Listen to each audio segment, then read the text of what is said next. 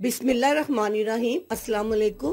पिस्ता खाएं, सेहत बनाएं। जानिए पिस्ते का इस्तेमाल आपके लिए किस कदर फायदेमंद साबित हो सकता है। पिस्ते के हैरत अंगेज फवाइद। जदीद तिब्बी तहकीक के मुताबिक दिन में मामूली मिकदार में पिस्ता खाने की आदत इंसान को दिल की बीमारी से दूर रख सकती है। यही नहीं बल्कि पिस्ता खून में शामिल होकर खून के अंदर कोलेस्ट्रॉल की मिकदार को कम कर देता है।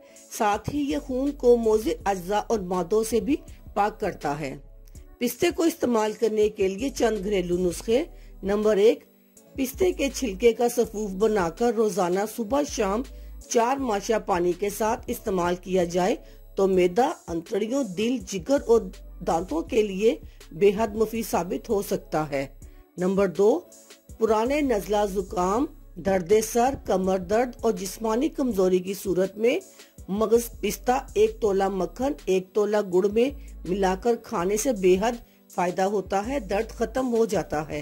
नंबर 3, पिस्तों के बाकायदा इस्तेमाल से दिल की धड़कन बेहतर और ब्लड प्रेशर की सतह कम हो जाती है, जिससे ज़हनी तनाव में भी नुमाया कमी आती है। नंबर 4, वबाई अमराज में मगज पिस्ता 1 तोला और कूजा मिश्री हम वजन का इस्तेमाल बेहद मुफीद साबित हो सकता है। नंबर 5, बालों को बढ़ाने और मुलायम करने के लिए पिस्ते का तेल इस्तेमाल करना पहाड़ी इलाकों में रहने वाली खवातीन के खूबसूरत बालों का राज।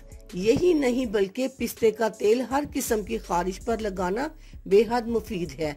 नंबर 6, पिस्ता दिलो दिमाग, जहन की सेहत को बढ़ाने के साथ साथ हाफजा भी बेहतर बनाता है।